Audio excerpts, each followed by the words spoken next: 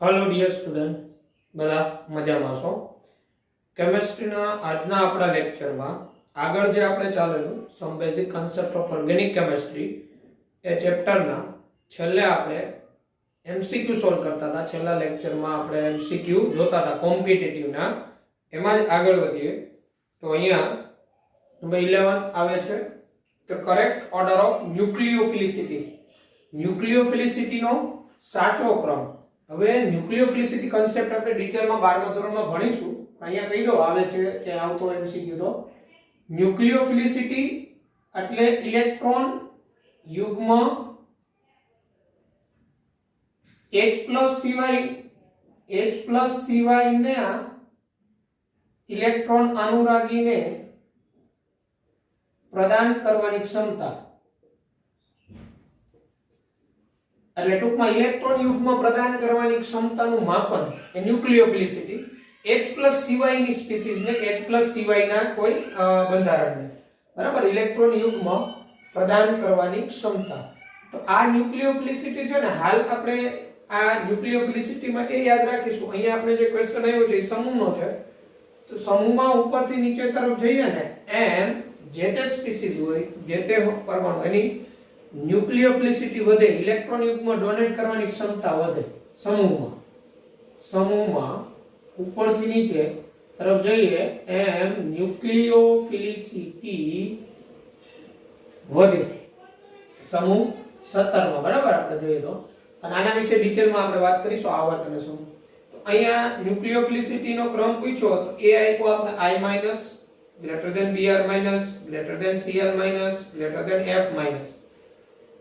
B આપ્યો એમાં જરા ફેર કરી નાખ્યો I- પછી Cl- તો ન્યુક્લિયોફિલિસિટી સૌથી વધુ I- ની હોય હેલોજનમાં પછી Br- પછી Cl- પછી F-। એટલે આની ઇલેક્ટ્રોન યુગ્મ પ્રદાન કરવાની વૃત્તિ સૌથી વધુ હોય એનું કારણ એની સાઈઝ મોટી હોય મોટું કદ હોય એટલે એનું યુગ્મ કેન્દ્રથી દૂર હોય બીજાને પ્રદાન કરવાની વૃત્તિ વધારે હોય એટલે ન્યુક્લિયોફિલિસિટી હેલાઇડમાં I- ની સૌથી વધારે એટલે I- સારો એવો ન્યુક્લિયોફાઇલ કહેવાય સારો એવો કેન્દ્ર અનુરાગી પ્રક્રિયક કહેવાય જેની યુગ્મ પ્રદાન કરવાની વૃત્તિ વધારે હોય। ઓકે એટલે આપણો જવાબ આવશે અહીંયા A 11 માં A। ત્યારબાદ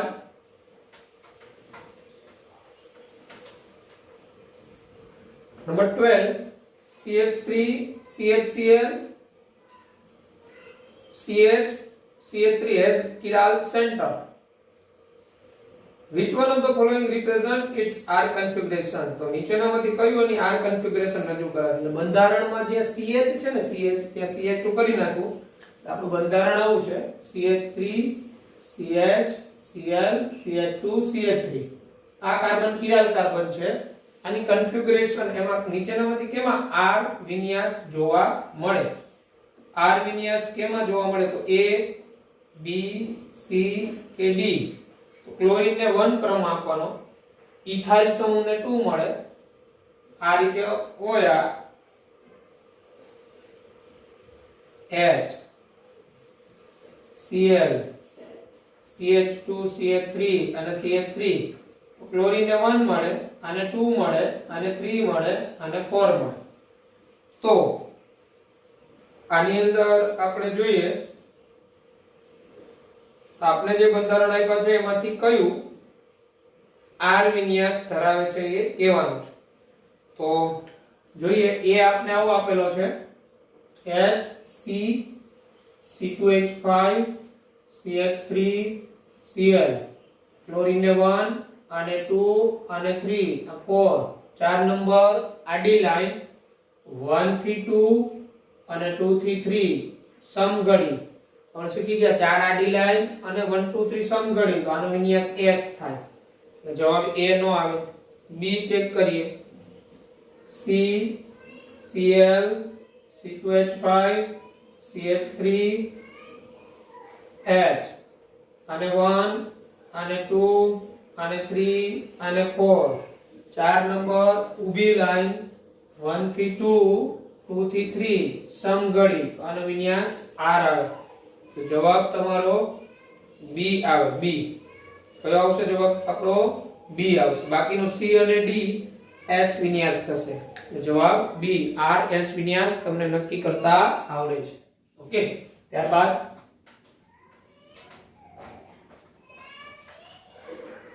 નંબર 13 બેઝ સ્ટ્રેન્થ ઓફ તમને આપેલા છે CH3CH2- બી આપ્યું છે CH2 દ્વિબંધ CH- અને ત્રીજું આપેલું છે એટલે 2 અને ત્રીજું આપેલું છે C ટ્રિપલ બોન્ડ C-. એને બેઝ સ્ટ્રેન્થ એટલે બેઝિક પ્રબળતાનો ક્રમ એટલે 1 આપણું આ છે CH3 CH2- 2 છે CH2 દ્વિબંધ CH- અને 3 છે C ટ્રિપલ બોન્ડ C-. આની બેઝિક પ્રબળતાનો ક્રમ આ કાર્બન હોય sp હાઇબ્રિડાઇઝ હોય, આ કાર્બન હોય sp2 હાઇબ્રિડાઇઝ હોય અને આ કાર્બન હોય sp3 હાઇબ્રિડાઇઝ હોય. તો જેમ પરસેન્ટેજ s વધે ને એમ કાર્બનની વિદ્યુત ઋણતા વધે અને જેમ વિદ્યુત ઋણતા વધે એમ આ કાર્બનનું આ ઋણ વીજભારને આકર્ષી રાખવાનું વલણ વધે. એટલે પરસેન્ટેજ s વિદ્યુત ઋણતા સમપ્રમાણમાં આ ઇલેક્ટ્રોન યુગ્મ કોઈને પ્રદાન કરવાની વૃત્તિ ઓછી થાય, બેઝિક પ્રબળતા ઘટે. એટલે બેઝિક પ્રબળતા અને પરસેન્ટેજ s વચ્ચે વ્યસ્તતાનો સંબંધ. તો સૌથી વધુ બેઝિક પ્રબળતા હશે 1, પછી 2 અને પછી 3. આપણે ઓપ્શન જોઈએ તો બેઝિક પ્રબળતાનો ક્રમ 1 ગ્રેટર ધેન 2 ગ્રેટર ધેન 3. જવાબ આવશે C. એટલે શું આ નેગેટિવ ચાર્જ આમાં sp માં sp2 માં અને sp3 માં પરસેન્ટેજ s આમાં 50% હોય. પરસેન્ટેજ s વધે એટલે કાર્બનની વિદ્યુત ઋણતા વધે, વિદ્યુત ઋણતા વધે એટલે આ નેગેટિવ ને વધુ આકર્ષી રાખે એટલે એની ઇલેક્ટ્રોન પ્રદાન કરવાની વૃત્તિ ઓછી હોય. જે ઇલેક્ટ્રોન યુગ્મ સહેલાઈથી પ્રદાન કરે H+ ને બરાબર એ પ્રદાન કરવાની વૃત્તિનું માપન એ એની બેઝિક પ્રબળતા. તો કોણ સહેલાઈથી પ્રદાન કરી શકે? તો જેના ઇલેક્ટ્રોન આકર્ષવાની વૃત્તિ ઓછી હોય, જે કાર્બનની આમાંથી વિદ્યુત ઋણતા ઓછી હોય. sp3 વાળા કાર્બનની વિદ્યુત ઋણતા ઓછી હોય એટલે સહેલાઈથી H+ ને ઇલેક્ટ્રોન યુગ્મ પ્રદાન કરે એટલે પરિણામે 1 ની બેઝિક પ્રબળતા 2 કરતા 2 ની બેઝિક પ્રબળતા 3 કરતા વધારે હોય. ઓકે, ત્યારબાદ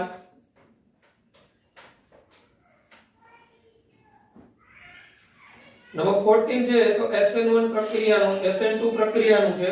તો પછી આપણે કરીશું 12માં. Number 15 the stability of carbon ions in the following. એટલે આપેલામાં કાર્બન આયનની સ્ટેબિલિટી. તો આ carbon ions in the following આપેલામાં કાર્બન આયનની સ્ટેબિલિટી. તો સમજીએ કાર્બન આયનની stability Rc triple bond C-. આ કાર્બન sp હાઇબ્રિડાઇઝ હોય, પછી 2 આ phenyl carbon ion negative, 3 R2C દ્વિબંધ CH આ sp2 અને 4 R3C CH2- sp3. આમ જોઈએ તો પરસેન્ટેજ s અને સ્ટેબિલિટી ઓફ કાર્બન આયન સમપ્રમાણમાં હોય. સ્ટેબિલિટી ઓફ કાર્બન આયન અહીંયા sp2 જ હોય. તો પરસેન્ટેજ s સૌથી વધુ આમાં છે, પછી આ બે sp2 જ થયા બરાબર. તો મોર સ્ટેબિલિટી 1 પરસેન્ટેજ s વધે એમ આ કાર્બનની આ નેગેટિવને આકર્ષવાની વૃત્તિ વધારે એટલે કાર્બન ઉપર ઋણ ભાર ઘટે બરાબર. એટલે સ્ટેબિલિટીનો ક્રમ 1, પછી આ ફિનાઇલ કાર્બન આયન અને આ વિનાઇલ કાર્બન આયન કે વિનાઇલ અને ફિનાઇલ. આમાં sp2 આ બધા જ કાર્બન sp2 આમાં આની સ્ટેબિલિટી વધુ વધી જાય એટલે 1, 2 પછી આ 3 અને પછી 4 બરાબર. આમાં sp2 sp2 sp2 sp2 લા નેગેટિવ ચાર્જ વધુ આકર્ષાયેલો રહે બરાબર પરિણામે. ત્યારબાદ નંબર 16 આપણે સ્કીપ રાખવાનો, હાઇડ્રોકાર્બન ચેપ્ટર થશે પછી થશે. Number 17 a strong base can abstract an alpha hydrogen from, એટલે પ્રબળ બેઝ છે એ આલ્ફા હાઇડ્રોજન નું આકર્ષણ કરે નીચેનામાંથી. તો સમજીએ, પ્રબળ બેઝ આલ્ફા હાઇડ્રોજન નું કેમાંથી સરળતાથી આકર્ષણ કરે. સ્ટ્રોંગ બેઝ, બરાબર. અમાઇન, બી કીટોન, એટલે આ રીતે હોય CH3C દ્વિબંધ O, તો આની પાસેનો આ કાર્બન આલ્ફા કહેવાય. આ ઇલેક્ટ્રોન આકર્ષક સમૂહ. તો આમાંથી સ્ટ્રોંગ બેઝ છે ને, આ આલ્ફા કાર્બન પરનો હાઇડ્રોજન મોર એસિડિક હોય, વધુ એસિડિક. એનું કારણ શું હોય? આમાંથી આ H+ દૂર થાય, આવું બને ને CH2- C દ્વિબંધ O. આમાંથી બનતો નેગેટિવ આયન રેઝોનન્સ ને કારણે સ્ટેબલ હોય, સંસ્પંદનને કારણે. એટલે C દ્વિબંધ O કાર્બોનિલ કાર્બન ની પાસેનો સંતૃપ્ત કાર્બન પરનો હાઇડ્રોજન વધુ એસિડિક. એટલે પ્રબળ બેઝ છે અહીંથી એસિડિક હાઇડ્રોજન સરળતાથી મેળવે કીટોનમાંથી. આલ્કેનમાં તો હાઇડ્રોજન એસિડિક હોય જ નહીં આલ્કેનમાં, અને આલ્કીનના હાઇડ્રોજન પર એટલા બધા એસિડિક ન હોય, પણ કીટોનના આ કાર્બનની પાસેનો સંતૃપ્ત કાર્બન પરનો હાઇડ્રોજન આ વધુ એસિડિક હોય. એટલે બેઝ છે, પ્રબળ બેઝ હોય, સરળતાથી આને એબ્સ્ટ્રેક્ટ કરે. ઓકે. ત્યારબાદ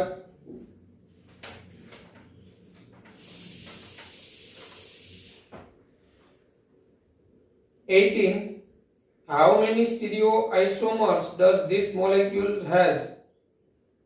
How many stereoisomers, એટલે તમને એક અણુ આપેલો છે, એના અવકાશીય સમઘટકો કેટલા હોય? બરાબર. 18મો છે આપણો પ્રશ્ન. CH3 CH દ્વિબંધ CH CH2 CH Br CH3. આના સ્ટીરિયોઆઇસોમર્સ કેટલા હોય? અહીંયા છે ને, આ જીઓમેટ્રિકલ સેન્ટર કહેવાય GC, અને આ જે કહેવાય ને ઓપ્ટિકલ સેન્ટર કહેવાય OC. આપણે શીખી ગયા હતા, જીઓમેટ્રિકલ સેન્ટર હોય, ઓપ્ટિકલ સેન્ટર હોય, અને મોલેક્યુલ અનસિમેટ્રિકલ હોય. આ મોલેક્યુલ અનસિમેટ્રિકલ કહેવાય, અસમમિતીય કહેવાય. તો અહીંયા geometrical centre 2, optical centre geometrical centre 1, optical centre 1, એટલે કુલ n બરાબર 2 સેન્ટર થયા. હવે મોલેક્યુલ કેવો છે? અનસિમેટ્રિકલ, અસમમિત અણુ છે. અસમમિત અણુ. આને તમે વચ્ચેથી કેથી ભાગ પાડો તો અર્ધ સ્વરૂપ મિરર ઇમેજ ન થાય. અસમમિત અણુ માટે તો number of stereoisomers equal to 2n, તો 2 4, અને નંબર ઓફ સ્ટીરિયોઆઇસોમર્સ 4 થાય. અહીંયા સિસ ટ્રાન્સ થાય, અહીંયા સિસ ટ્રાન્સ, અને અહીંયા R અને S. આ રીતે અને નંબર ઓફ સ્ટીરિયોઆઇસોમર્સ અવકાશીય સમઘટકો 4 મળે તમને શીખવેલું સમઘટકતામાં. ત્યારબાદ એટલે આમાં જવાબ આવશે C.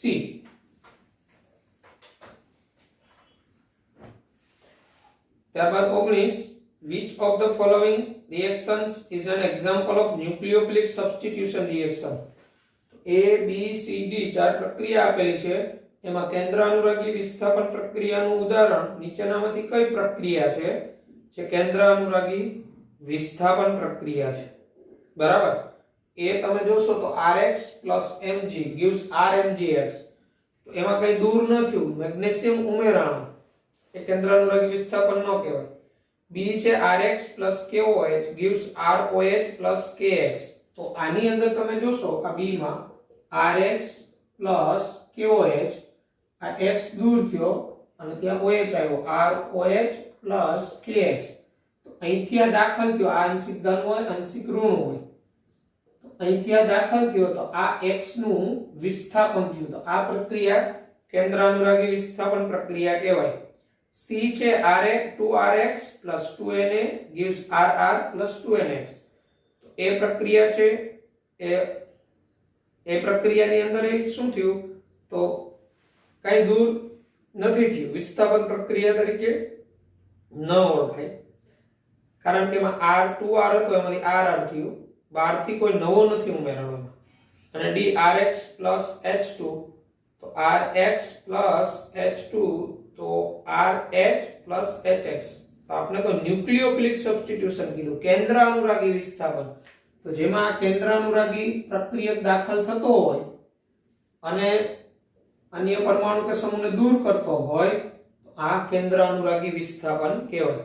ડી ની અંદર હાઇડ્રોજન દ્વારા x નું વિસ્થાપન થયું પણ એમાં પેલો H2 છે એ કેન્દ્ર અનુરાગી નથી. બરાબર? આ રીતે 19 માં જવાબ આવશે બી.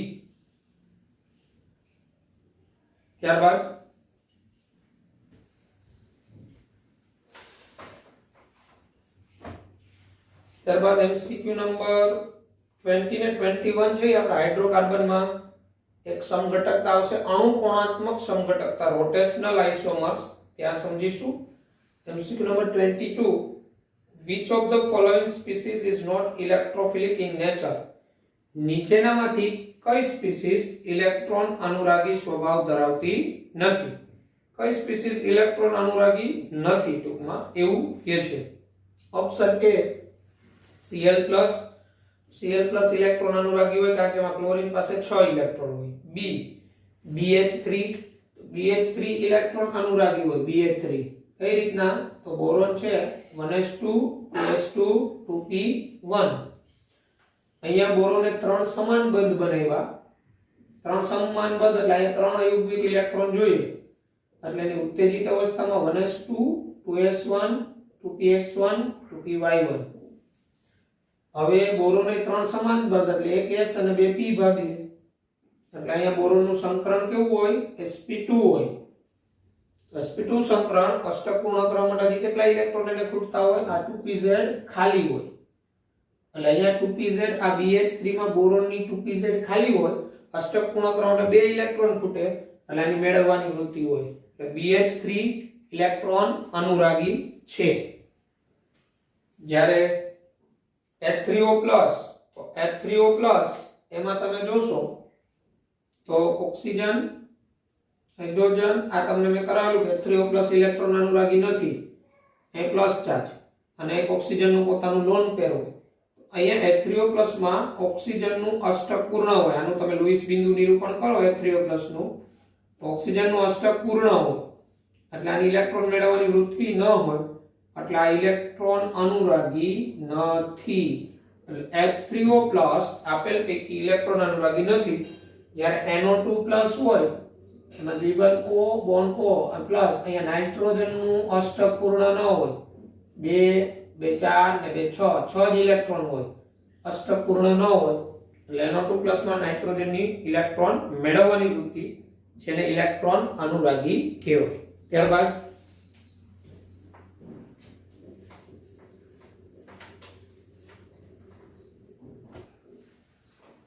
23, considering the state of hybridization of carbon atoms, find out the molecular among the following which is linear. એટલે કાર્બન પરમાણુનું સંકરણ ગણતરી કરી નીચેનામાંથી કયું કમ્પાઉન્ડ લિનિયર છે એટલે કે રેખીય છે? કાર્બન પરમાણુના સંકરણને આધારે રેખીય હોય એવું. એની અંદર તમે જોશો તો બધા કાર્બન સિંગલ બંધથી જોડાયેલા છે તો બધા કાર્બન sp3 હાઇબ્રિડાઇઝ હોય. sp3 હાઇબ્રિડાઇઝ એટલે દરેક કાર્બને આ ચાર બંધ કેવા બનાવ્યો હોય? સમચતુષ્ફલકીય બનાવ્યો. પછી બી છે એમાં વચ્ચેના કાર્બનનું સંકરણ sp2 છે. sp2 સંકરણને કારણે sp2 સંકરણનો કાર્બન ત્યાંથી કેવો? તો સમતલીય ત્રિકોણ, sp2 સંકૃત કક્ષક સમતલીય ત્રિકોણ રીતે ગોઠવાય. સી છે આ મુજબ છે CH3 C triple bond C CH3. આ કાર્બનનું સંકરણ sp હોય. અહીંથી આ કાર્બન અહીંયા sp સંકૃત કક્ષક, અહીંયા sp અને અહીંયા sp સંકૃત કક્ષક. એટલે sp સંકૃત કક્ષક એટલે એનો આકાર કેવો હોય? રેખીય. એટલે વચ્ચેના આ બંને કાર્બનનું સંકરણ sp છે તો અહીંથી આમ સીધો જ બંધ બનાવે, અહીં સીધો જ બંધ બનાવે કારણ કે sp સંકૃત કક્ષક રેખીય હોય. જ્યારે ડી ની અંદર એક બાજુ ડબલ બોન્ડ છે, એક બાજુ ટ્રિપલ બોન્ડ, તેમાં sp2 સંકરણના કાર્બન આવી ગયા, વચ્ચેનો sp3 આવ્યો, પાછા આ બાજુ sp આવ્યા, તો એમાં આખો અણુનો આકાર રેખીય ન રહે. આ બાજુ જે sp2 સંકરણ વાળા કાર્બન છે એ સમતલીય ત્રિકોણ સ્વરૂપે જતા રહે. આમાં આ કાર્બન બધા અહીંથી આ બધા કાર્બન રેખીય સ્વરૂપે જ હોય. 4 એટલે જવાબ તમારો આવશે સી. ત્યારબાદ 24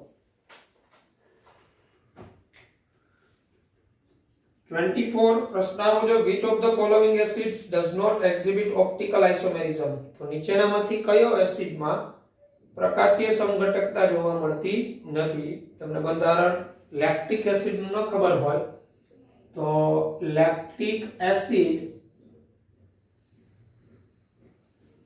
એટલે 2 hydroxy propanoic acid CH3 CH OH COOH આને લેક્ટિક એસિડ કહેવાય. તો આમાં જો એક કિરાલ કાર્બન હોય અને જેમાં એક કિરાલ કાર્બન હોય એ હંમેશા પ્રકાશ ક્રિયાશીલ હોય. પછી કીધું tartaric acid, tartaric acid COOH HOH OHH COOH આ ટાર્ટ્રિક એસિડ. તો ટાર્ટ્રિક એસિડમાં જો આ કાર્બન પ્રકાશ આ કાર્બન કિરાલ હોય અને અર્ધ સ્વરૂપ એકબીજાને પ્રતિબિંબ નથી તો એ પ્રકાશ ક્રિયાશીલ હોય. સી તમને કીધું મેલાઇક એસિડ, મેલાઇક એસિડ એટલે સી દ્વિબંધ C COOH COOH HH maleic acid.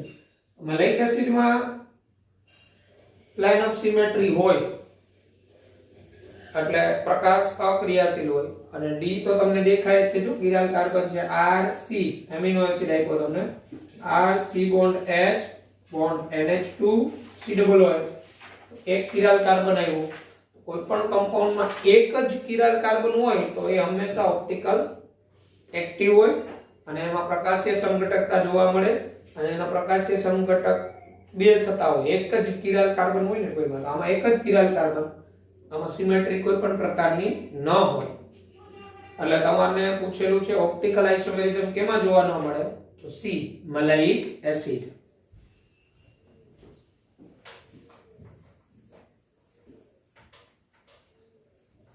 ત્યારબાદ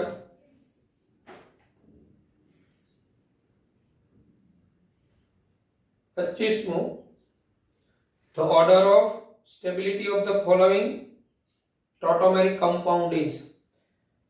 તમને ચલ રૂપકતા જોવા મળતા હોય એવા કમ્પાઉન્ડ આપેલા છે, એમાં સ્ટેબિલિટી નો ક્રમ પૂછેલો છે. ફોલોઇંગ ટોટોમેરિક કમ્પાઉન્ડ સ્ટેબિલિટી નો ક્રમ. તો અહીંયા તમને આ મુજબ આપેલા છે CH2 દ્વિબંધ COH CH2 C દ્વિબંધ O CH3 પછી CH3 C દ્વિબંધ O CH2 C દ્વિબંધ O CH3 આપ્યો કીટો. અને પછી CH3 COH દ્વિબંધ CH C દ્વિબંધ O CH3. બરાબર, આ ત્રણ કમ્પાઉન્ડ છે. આને 1 કીધું, આને 2 કીધું અને આને 3 કીધું. તો આમાં સ્ટેબિલિટી નો ક્રમ, સ્થાયીતાનો યોગ્ય ક્રમ કયો? તો તમે જોશો તો આ કીટો સ્વરૂપ છે. તો કીટો સ્વરૂપ ઇનોલ ફોર્મ કરતા મોર સ્ટેબલ હોય એટલે 2 મોર સ્ટેબલ. પછી હવે આ બંને ઇનોલ સ્વરૂપ છે, આ બંને ઇનોલ સ્વરૂપ. આ બંને ઇનોલ સ્વરૂપમાં અહીંયા જો પાઈ સિંગલ પાઈ એટલે અહીંયા રેઝોનન્સ થાય, અહીંયા રેઝોનન્સ થાય. સંસ્પંદનને કારણે એની સ્ટેબિલિટી વધારે હોય એટલે 2 પછી 3 અને પછી 1. એટલે સ્ટેબિલિટી નો ક્રમ આ થશે 2 3 1. આ કીટો સ્વરૂપ એના ઇનોલ કરતા અહીંયા મોર સ્ટેબલ. બરાબર. ત્યારબાદ 26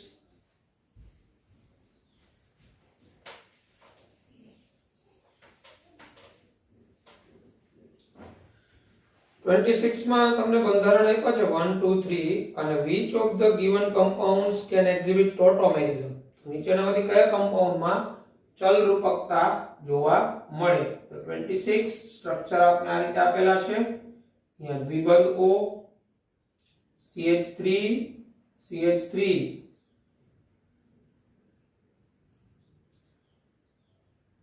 આને આપણે શું કીધું 1 આને શું કીધું 2 CH3 CH3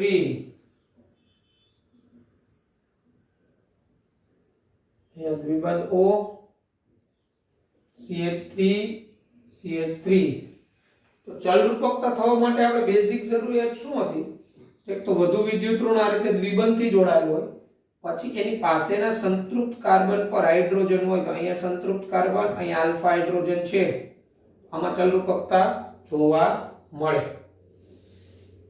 બરાબર. પછી સી દ્વિબંધો પાસેનો સંતૃપ્ત કાર્બન, અહીંયા આલ્ફા હાઇડ્રોજન છે, આમાંય જોવા મળે.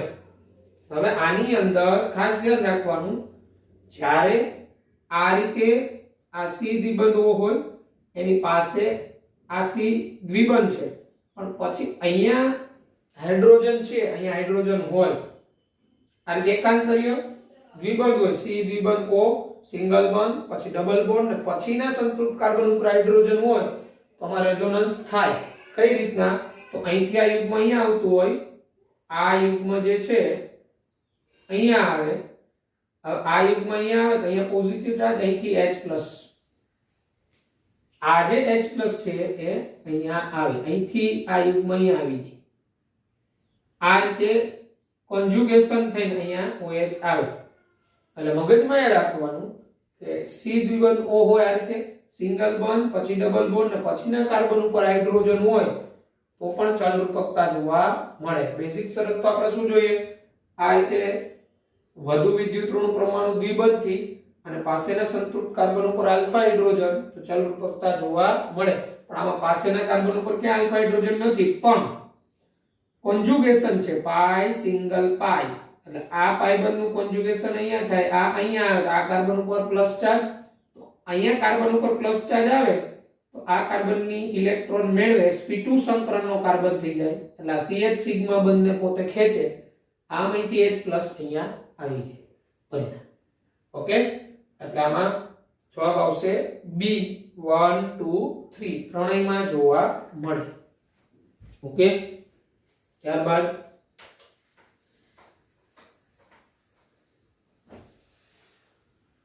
the enolic form of ethyl acetoacetate as shown below has. બરાબર, તમને ethyl acetoacetate નું ઇનોલિક સ્વરૂપ આપ્યું છે, ઇનોલિક સ્વરૂપ, અને એમાં ઇનોલિક સ્વરૂપમાં કેટલા સિગ્મા બંધ અને કેટલા પાઈ બંધ જોવા મળે એ આપણે સમજવાનું છે. તો એ સમજીએ. તો આ ઇથાઇલ એસિટોએસિટેટ કહેવાય અને આ એનું ઇનોલિક સ્વરૂપ કહેવાય. આ બુકની અંદર તમને જે અહીંયા દેખાય છે બંધારણ, એ બંધારણ રોંગ છે, સાચા બંધારણ આ છે. હવે કારણ કે એ બંધારણ એટલા માટે રોંગ કહેવાય તો કાર્બનની સંયોજકતા ઇનોલ સ્વરૂપમાં વધી ગઈ છે, બરાબર, જે શક્ય નથી. તો આમાં સિગ્મા અને પાઈ બંધની સંખ્યા કેટલી ગણવાની છે? કઈ રીતના ગણાય? તો અહીંયા CH3, આ C, એની સાથે આ OH દ્વિબંધ CH, આ C દ્વિબંધ O અને C2H5 CH2 CH3, એટલે આ CH2, આ CH2 CH3, 1 2 3 4 5 6 7 આ 8 9 10 11 12 અહીંયા 13 14 15 16 17 18 19.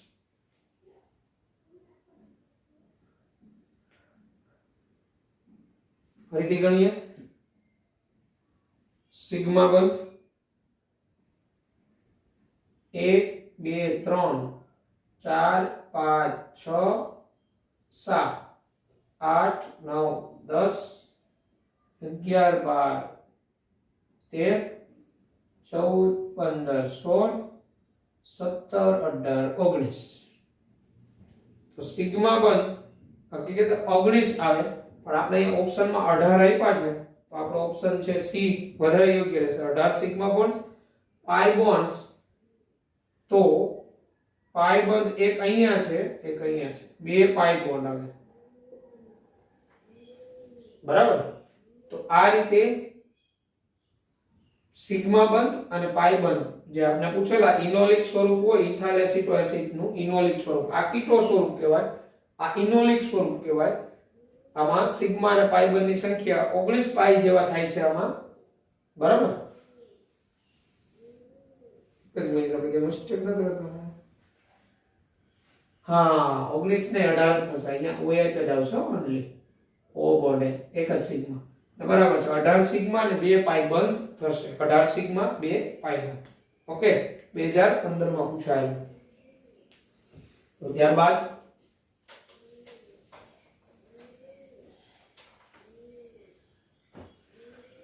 28 the number of structure isomers possible from the molecular formula C3H9N is એટલે C3H9N છે ને બંધારણીય સમઘટકો કેટલા શક્ય બને તો C3H98 28 C3H9N કોઈના આના બંધારણીય સમઘટકો તમને પૂછેલા છે આનું તમે DU ગણી શકો DU ઉપરથી તમને ખબર પડે કે આમાં સિગ્મા બંધ છે કે નથી આનું DU આપણે ગણતા હતા 2x એટલે 2c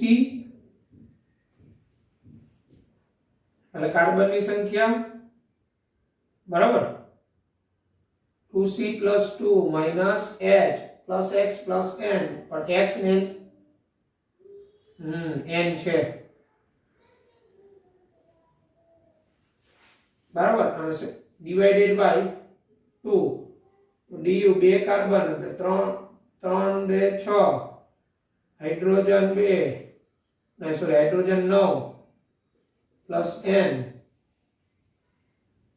અને બાય 2 તો DU 6 ને 2 8 આ નાઇટ્રોજન 1 8 ને 1 9 9 માઈનસ આનું DU 0 થાય આનું DU 0 આવ્યું એનો અર્થ એવો થાય એના ડબલ બોન્ડ ટ્રિપલ બોન્ડ કે ચક્ર વાળા કોઈ સમઘટક ન બને તો એના સિંગલ બંધ વાળા જ બને તો C બોન્ડ N એક આવું થાય C બોન્ડ એક N આવું થાય C bond N bond C એક આવું થાય અને N બોન્ડ C આવા થાય CH3 CH2 CH2 NH2 CH3 CH CH3 NH2 CH3 CH2 NH CH3 CH3 CH3 CH3 આને પ્રોપેન 1 એમાઇન કહેવાય આને પ્રોપેન 2 એમાઇન કહેવાય આને N મિથાઇલ ઇથેન એમાઇન કહેવાય અને NN ડાઇમિથાઇલ મિથેન એમાઇન કહેવાય C3H9N વાળા આ ચાર સમઘટક એના બને કેટલા બને 4 એટલે કોઈ પણ માં અહીંયા આપણે બંધારણીય સમઘટકો પૂછેલા એટલે આ ચાર શક્ય સમઘટકોની સંખ્યા કઈ રીતના શોધવી તો આપણે બધા જ સમઘટકો ગણતા હતા સૌપ્રથમ આપણે આ DU ગણવું પડે અને DU 0 આવે એના ઉપરથી આપણે શું કહીએ કે જેનું DU 0 તો એમાં ન ડબલ બોન્ડ હોય ન ટ્રિપલ બોન્ડ હોય ન ચક્રવાળા સમઘટક બને બરાબર આ રીતના સિંગલ બંધ વાળા જ બને ઓકે ત્યારબાદ એટલે આપેલ આ 28 માં જવાબ શું આવશે 4 number 29 two possible stereo structures of CH3CHOH COOH which are optically active are called CH3CHOH CH3 CHOH COOH આના શક્ય બે અવકાશીય બંધારણ થાય અને પ્રકાશ ક્રિયાશીલ હોય બંને એને શું કહેવાય તો જો આ ઓપ્ટિકલી એક્ટિવ હોય તો એક જ કિરાલ કાર્બન છે એટલે આ પ્રકારના બે જ સંઘટક એક પોતે ને એક બીજો તો એક જે બને એની મિરર ઇમેજ બને આ રીતે COOH CH OH CH3 બરાબર. તો આ બંને મિરર ઇમેજ આઇસોમર્સ કહેવાય, પ્રતિબિંબી સમઘટકોની જોડ. આને એનાન્સિયોમર્સ કહેવાય. શું કહેવાય? એનાન્સિયોમર્સ. તો એ આવશે જવાબ આપણો એનાન્સિયોમર્સ એટલે પ્રતિબિંબી સમઘટકો. બી મેસોમર્સ, બરાબર. મેસોમર્સ નો કહેવાય. ડાયસ્ટેરિયોમર્સ એટલે એકબીજાના પ્રકાશીય સમઘટક કહેવાય પણ પ્રતિબિંબી ન હોય. અને એટ્રોપ આઇસોમર્સ, બરાબર, તો એ પણ ન કહેવાય. એટલે એનાન્સિયોમર્સ એટલે પ્રતિબિંબી સમઘટકો. આપણે એનાન્સિયોમર્સ અને ડાયસ્ટેરિયોમર્સ તમને કરાવેલા છે. એનાન્સિયોમર્સ એટલે પ્રકાશ ક્રિયાશીલ જે કઈ એક સંયોજન હોય અને બીજું એક્ઝેક્ટ એનું પ્રતિબિંબ, તો પ્રતિબિંબી સમઘટકોની જોડ એને એનાન્સિયોમર્સ કહેવાય. ઓકે. તો ત્યારબાદ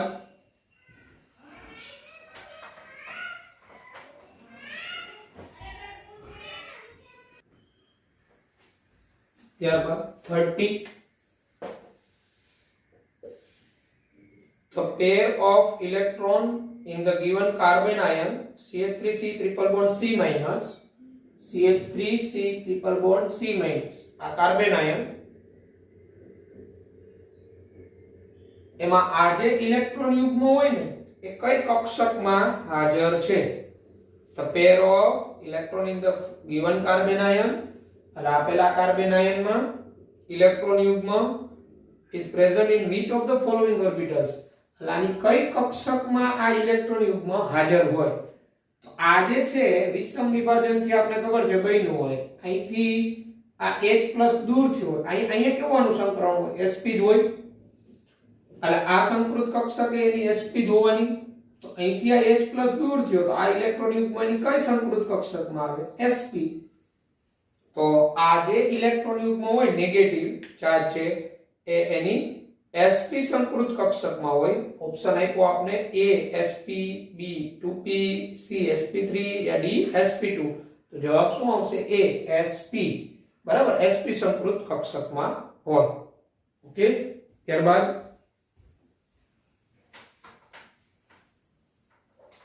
MCQ નંબર 32 31 છે એ આપણે વાત કરીશું પછી. એક અણુકોણાત્મક સમઘટકતા હાઇડ્રોકાર્બન ચેપ્ટર ભણીશું આના પછીનું, એમાં વાત થશે ત્યારે. 32 which of the following biphenols is optically active? અહીંયા તમને જો બંધારણ આપ્યા છે બાયફિનાઇલના. તો તમને મેં બાયફિનાઇલ માટે વાત કરેલી. આપણે એવા ઉદાહરણ જોયા હતા કે જેમાં કિરાલ કાર્બન ન હોય પણ કિરાલિટી હાજર હોય, પરિણામે પ્રકાશ ક્રિયાશીલ હોય. તો બાયફિનાઇલમાં ઓપ્ટિકલ એક્ટિવિટી માટે તમને શરતો લખાવેલી હતી. અહીંયા ઓપ્શન A છે તમારું આ મુજબ છે. અહીંયા CH3 છે, અહીંયા CH3, પણ અહીંયા બીજી જે રિંગ છે ને આના ઓર્થો સ્થાન ઉપર CH3 નથી, અહીંયા નથી. તો પહેલા તો કોઈ પણ બાયફિનાઇલ હોય એમાં ઓપ્ટિકલ એક્ટિવિટી માટે બંનેના ઓર્થો સ્થાને ઓછામાં ઓછો એક સમૂહ હોવો જોઈએ. એટલે અહીંયા હોવો જોઈએ સમૂહ, આમાં નથી. એટલે આની અંદર કેવું થાય? પ્લેન ઓફ સિમેટ્રી થઈ જાય. આમ પ્લેન પસાર કરો, આ બંને રિંગ એક જ સમતલમાં હોય, આમાં અવકાશી અવરોધ ન હોય. તો આપણે તો શું પૂછેલું છે? Optically active. તો આ તો પ્રકાશ અક્રિયાશીલ હોય, પ્રકાશ અક્રિયાશીલ. એનું કારણ શું? તો આના અહીંયા જ ઓર્થો સ્થાને મિથાઇલ ને એવું છે, અહીંયા ઓર્થો સ્થાને કાઈ નથી. પછી બી આપેલું છે આપણે આ રીતે, આ બેન્ઝીન ચક્ર, અહીંયા NO2.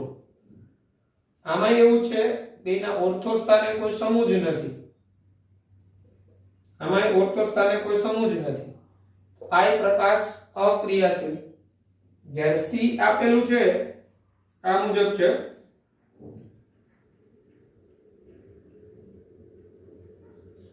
સી ની અંદર અહીંયા Br, અહીંયા I,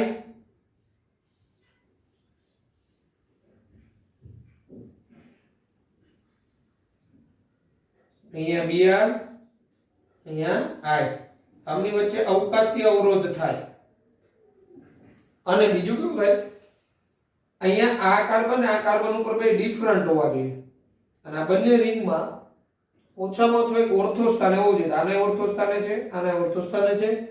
અહીંયા આ બે ડિફરન્ટ છે, અહીંયા આ બે ડિફરન્ટ છે. અહીંયા કેવું થાય, આ બંને બેન્ઝીન ચક્ર આમ તમે એમ વિચારતા છો કે આમ કરીએ, બરાબર, પછી આમ સેન્ડવિચની જેમ કાપીએ તો સિમેટ્રી થઈ જાય, પણ હકીકતે આ બે રિંગ જે હોય ને આની વચ્ચે અવકાશીય અવરોધ હોય, અપાકર્ષણ હોય.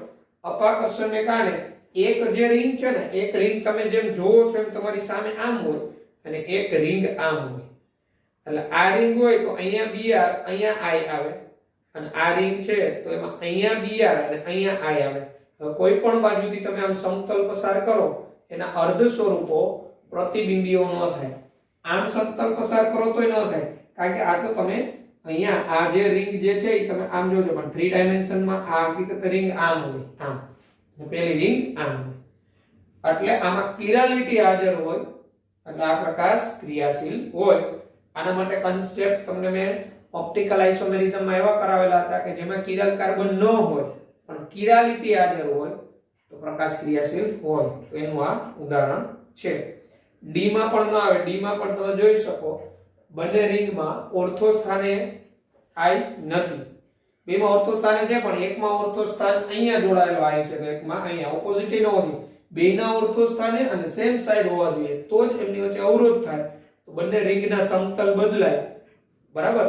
અને એ ખાસ ધ્યાન રાખવાનું, અહીંયા બે સમાન ન હોવા જોઈએ, ઓલવેઝ ડિફરન્ટ હોવા જોઈએ. તો અહીંયા બે સમાન આવી જાત, અહીંયા Br તો આ પણ ઓપ્ટિકલી ઇનએક્ટિવ થઈ જાય. કેમ? તો આ જે રિંગ છે આમ હોત તો અહીંયા Br અને આ આમ હોત, બરાબર. તો આમ તમે પસાર કરો તો આ રિંગ ને વચ્ચેથી કાપે તો Br મિરર ઇમેજ થાય, અને આ જે રિંગ છે ને આમ સેન્ડવિચની જેમ કાપે તો અર્ધ સ્વરૂપો મિરર થાય. Br I અર્ધ આમ સામસામે કપાય પરિણામ, બરાબર. એટલે અહીંયા બે સમાન ન હોવા જોઈએ. ઓપ્ટિકલ આઇસોમેરિઝમ કેમાં જોવા મળે? એ જવાબ આવશે તમારો C, બરાબર. Optical active compound બાયફિનાઇલ.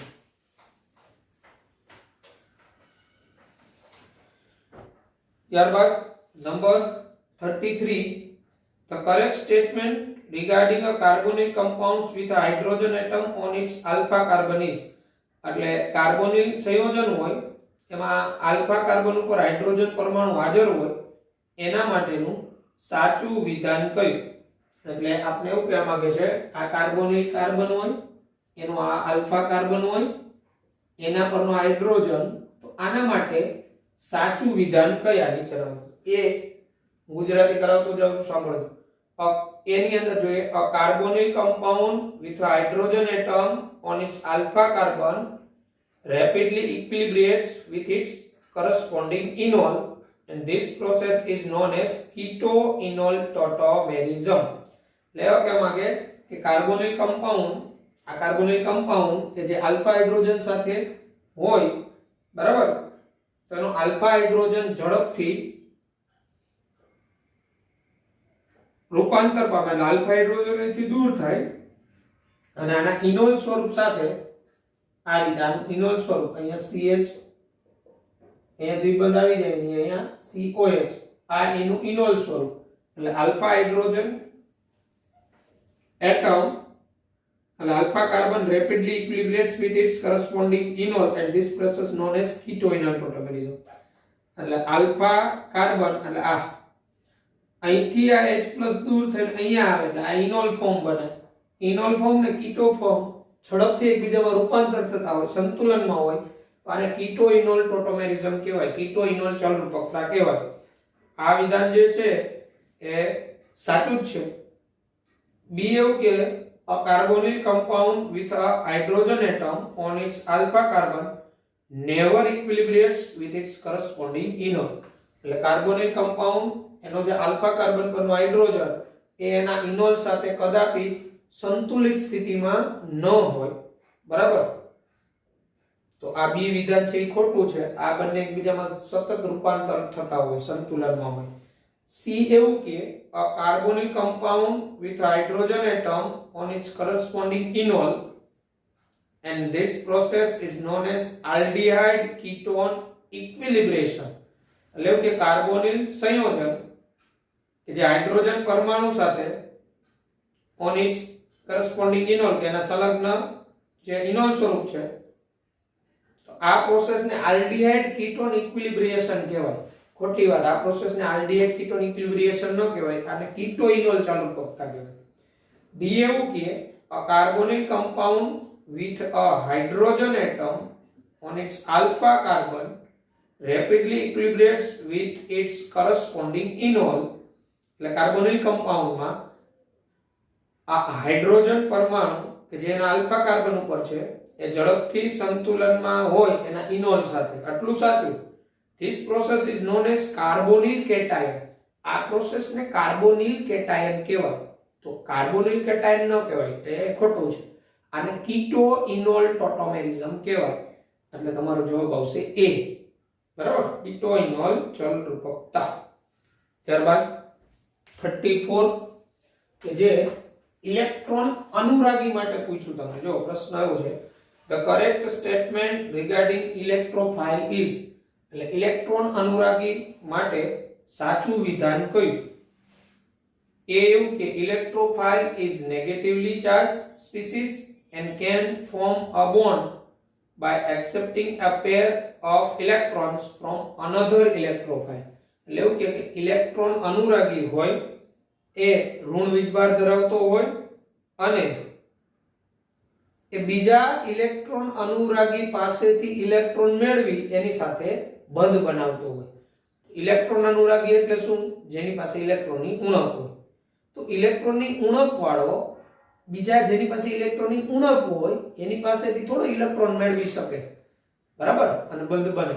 ઇલેક્ટ્રોન અનુરાગી કોઈ કેન્દ્ર અનુરાગી પાસેથી ઇલેક્ટ્રોન મેળવે. ઇલેક્ટ્રોન અનુરાગી પાસેથી ન મેળવે, બરાબર. એટલે એ છે ને એ ખોટું છે. બી તમને એવું કે electrophiles are generally neutral species and can form a bond by accepting a pair of electrons from a nucleophile. Electrophile સામાન્ય રીતે એમ કે તટસ્થ સ્પીસીઝ હોય અને એ કેન્દ્ર અનુરાગી પાસેથી ઇલેક્ટ્રોન મેળવી અને બંધ બનાવે.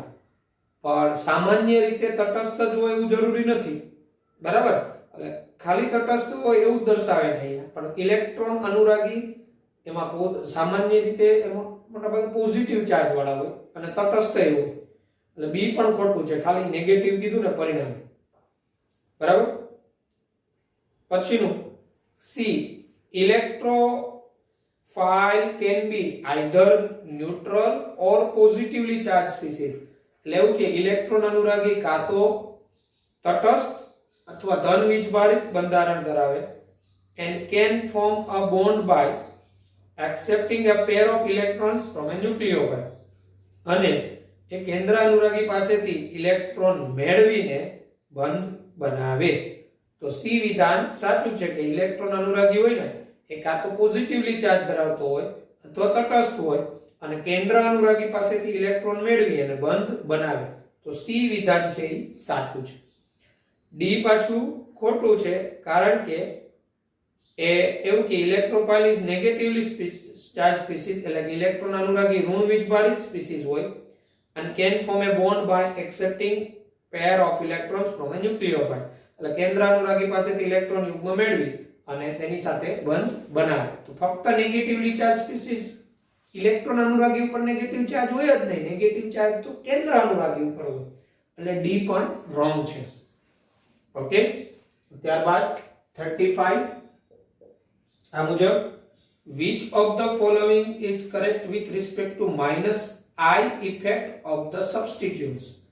એટલે વિસ્થાપિત જે હોય વિસ્થાપિતો એની માઈનસ I અસરનો એટલે કે ઋણ પ્રેરક અસરનો સાચો ક્રમ નીચેનામાંથી કયો છે? તો તમને સમૂહ કયા આપેલા? NH2 આપેલો છે, OR આપેલો છે અને F આપેલો છે. તો આની માઈનસ I અસરનો યોગ્ય ક્રમ તો અહીંયા ઓક્સિજન છે, અહીંયા નાઇટ્રોજન છે અને અહીંયા ફ્લોરિન છે. તો વિદ્યુત ઋણતા અને માઈનસ I અસર સમપ્રમાણમાં હોય. માઈનસ I અસર જેમ વિદ્યુત ઋણતા વધુ એમ ઋણ પ્રેરક અસર વધુ. તો ફ્લોરિનની વિદ્યુત ઋણતા સૌથી વધુ અહીંયા આપેલામાં, પછી ઓક્સિજન અને પછી નાઇટ્રોજન. તો ક્રમ આવો થાય. તો આ -i અસરનો ક્રમ થયો, યોગ્ય ક્રમ. તો જવાબ તમારો આવશે અહીંયા a અને b બંને ઓપ્શન સરખા છે એટલે તમે a કરી શકો, b પણ કરી શકો. વિદ્યુત ઋણતા વધે, ઋણ પ્રેરક અસર વધે. ઓકે, ત્યારબાદ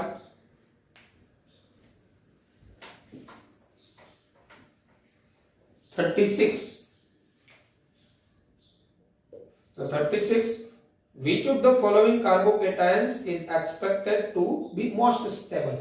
તો અહીંયા તમને જે કાર્બોકેટાયન આપેલા છે એમાંથી મોસ્ટ સ્ટેબલ કયો થાય તો એ આપણે સમજીએ. તો એક તો આપણે A છે આ પ્રકારનો કાર્બોકેટાયન કીધો છે, અહીંયા પ્લસ ચાર્જ, અહીંયા Y કોઈ જોડાય બહારથી સમૂહ H અને અહીંયા NO2 કીધો. B ની અંદર આ રીતના છે, અહીંયા પ્લસ ચાર્જ, અહીંયા નાઇટ્રો, Y અને H. Y કોઈ સમૂહ દાખલ થયો ઇલેક્ટ્રોન અનુરાગી વિસ્થાપન પ્રક્રિયાથી. આપણે તે સ્ટેબિલિટી કાર્બોકેટાયન ની છે એ સમજેલા એ મુજબ સમજાવવાનું છે.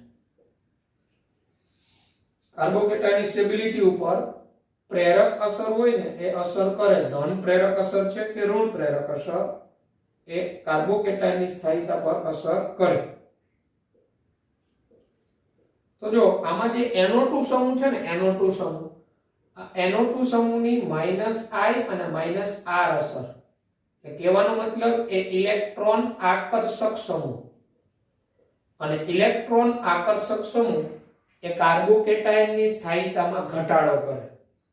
બરાબર, એટલે ઇલેક્ટ્રોન આકર્ષક સમૂહ, ઇલેક્ટ્રોન આકર્ષક સમૂહ ની પ્રબળતા વધે તેમ કાર્બોકેટાયન ની સ્થાયીતા ઘટે. કાર્બોકેટાયન ની સ્થાયીતા ઘટે. તો ઇલેક્ટ્રોન આકર્ષક સમૂહની પ્રબળતા વધે, કાર્બોકેટાયન ની સ્થાયીતા ઘટે. તો આ ચારેયમાંથી NO2 તો જોડાયેલો, પણ એમાં ક્યાં NO2 ની આકર્ષક અસર સૌથી વધુ હોય? આપને તો મોસ્ટ સ્ટેબલ પૂછો, તો જેમાં કાર્બોકેટાયન ની સ્થાયીતા વધુ એમાં ઇલેક્ટ્રોન આકર્ષક સમૂહની પ્રબળતા ઓછી હોય. તો જો આમાં NO2 સમૂહ અહીંયા છે, પોઝિટિવ ચાર્જ અહીંયા છે. આમાં કેવું છે, NO2 સમૂહ જે કાર્બન સાથે ત્યાં જ પોઝિટિવ ચાર્જ છે, એટલે આ B છે ને, B આ સૌથી ઓછો સ્થાયી. અહીંયા તમારે હવે એ જ જોવાનું કે NO2 સમૂહ જે કાર્બન સાથે જોડાયેલો છે, NO2 સમૂહ જે કાર્બન સાથે જોડાયેલો છે, બરાબર, એનાથી દૂર જેમાં કાર્બોકેટાયન હોય એની સ્ટેબિલિટી. ટૂંકમાં NO2 સમૂહથી કેમાં કાર્બોકેટાયન વધુ દૂર છે? તો અહીંયા NO2 સમૂહમાં અહીંયા આ 1 2 3 ત્રીજા કાર્બન ઉપર પોઝિટિવ ચાર્જ છે, આમાં તો આ પહેલા ઉપર જ છે, એટલે આ બે તો હાઈલી અનસ્ટેબલ થાય. બરાબર, આ બેમાં આ બે હાઈલી અનસ્ટેબલ થાય, કારણ કે જે કાર્બન સાથે NO2 ત્યાં પોઝિટિવ ચાર્જ, એટલે અહીંથી પોઝિટિવ થી NO2 નું અંતર નજીક, એટલે જેમ ઇલેક્ટ્રોન આકર્ષક સમૂહ નજીક કાર્બોકેટાયનના કાર્બનની, એમ સ્થાયીતા ઓછી.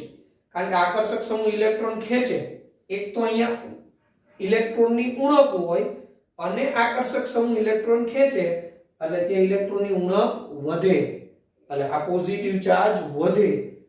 જેમ પોઝિટિવ ચાર્જ વધે સ્થાયીતા ઘટે. તો આ C છે એમાં જો આ NO2 જે કાર્બન સાથે 1 2 3 આ ચોથા નંબરના કાર્બન ઉપર પોઝિટિવ ચાર્જ છે, તો અહીંયા અંતર વધુ છે કાર્બોકેટાયનના કાર્બનનું NO2 થી, આની સ્થાયીતા વધુ, એટલે આ મોસ્ટ સ્ટેબલ, વધુ સ્થાયી. એટલે જેમ ઇલેક્ટ્રોન આકર્ષક સમૂહથી અંતર વધે કાર્બોકેટાયનના કાર્બનનું, એમ સ્થાયીતા વધે. ઓકે, તો આજના આપણા લેક્ચરમાં અહીંયા સુધી રાખીએ. પછીના લેક્ચરમાં આપણે આગળ વધીશું. Okay, good bye, take care. આજે ચાલેલા MCQ વ્યવસ્થિત પેટર્ન સમજજો, આ પેટર્નને આપણે સોલ્વ કરતા આવડવા જોઈએ.